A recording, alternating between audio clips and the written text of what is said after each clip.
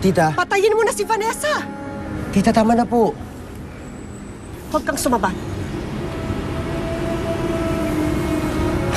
Ano, Lira? Hindi mo naman pala kaya. Duwag ka rin pala. Kaya lumayas ka sa pamamahay ko. Lumayas ka! Layas!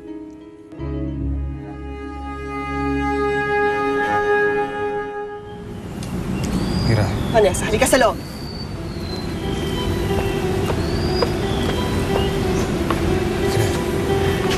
Lira, sandali. Pwede ba, Prince? Ano ba yun? Dennis, mag-uusap lang kami. Ano pa bang dapat natin pag-usapan? Kung bakit ka sumugod dito. Ano ba nangyari? Si Vanessa ang kausapin mo. Sigurado ako matutuwa pag siya ang kinausap mo. Dennis, halika na nga. Lira! Pagsabihan mo yan, ha?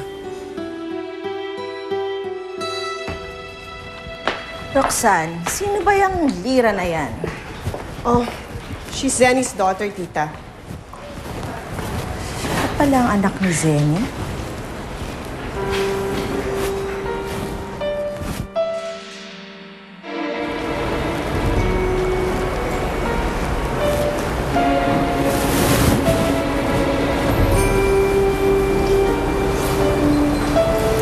Ba't po ganyan kayo makatingin sa akin?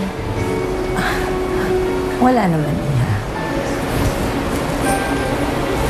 Tita, pwede bang iwan mo muna kami ni Vanessa?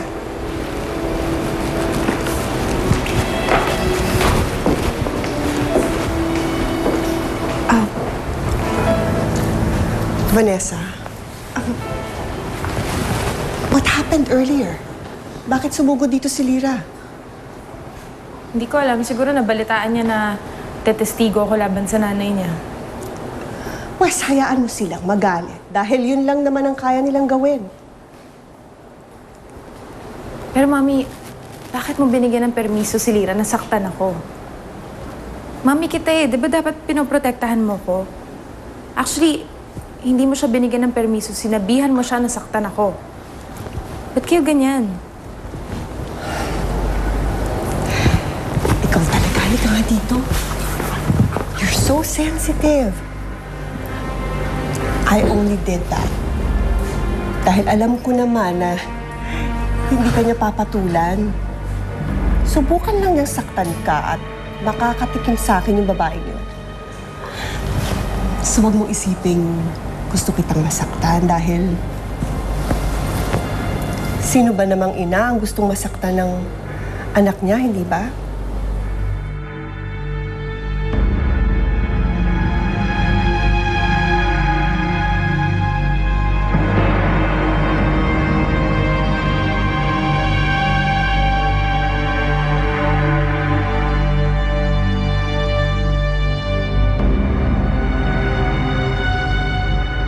Oh.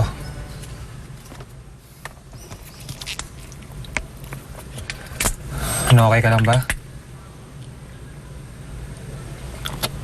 Naiinis pa rin ako, Dennis. Naiinis ka ba dahil sa sinabi sa'yo ni Ma'am Roxanne o dahil nakita mo si Vanessa at si Prince na magkasama kanina? Bakit naman? Ano, iniisip mo nagsiselos ako?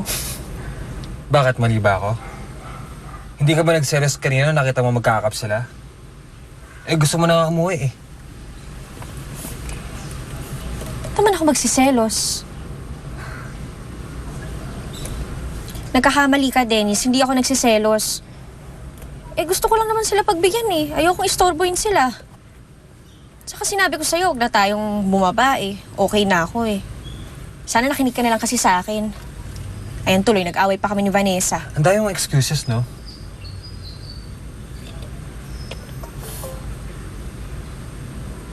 Sige nga. Kung talagang hindi ka nagsiselos at kung wala ka ng feelings kay Prince, sige. Sagutin mo nga ako. Uwi mo akong boyfriend. Ano?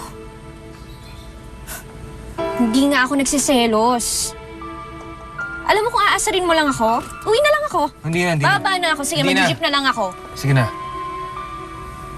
Sorry na.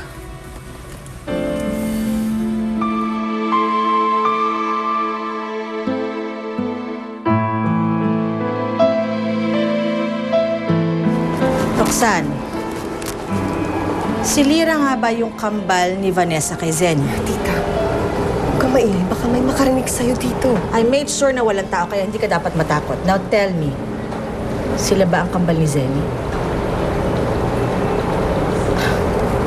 God, Roxanne. Bakit mo pinag-aaway ang magkapatid? Bakit hindi mo sila pinigil kanina? Bakit gusto mo sila magkasakitan? Simply because mga anak sila ni Zenny. Kaya dapat lang na mag-away at magsakitan sila. Kahit papaano, makakaganti na rin ako sa ginawa ni Zenny sa anak ko. Roxanne, hindi mo dapat dinadamay ang mga bata. Lalo na tong si Vanessa, dyan sa galit mo sa nanay niya. Tita, at ang anak ko, naisip ba ni Zenny na huwag idamay sa pangangailangan niya ng tulong para sa anak niya noon? No, tita. Kaya magagawa kong pagsabungin ang mga anak niya. Dahil natutuwa ako. Masayang masaya ako dahil unti-unti na akong nakakaganti kay Zenny.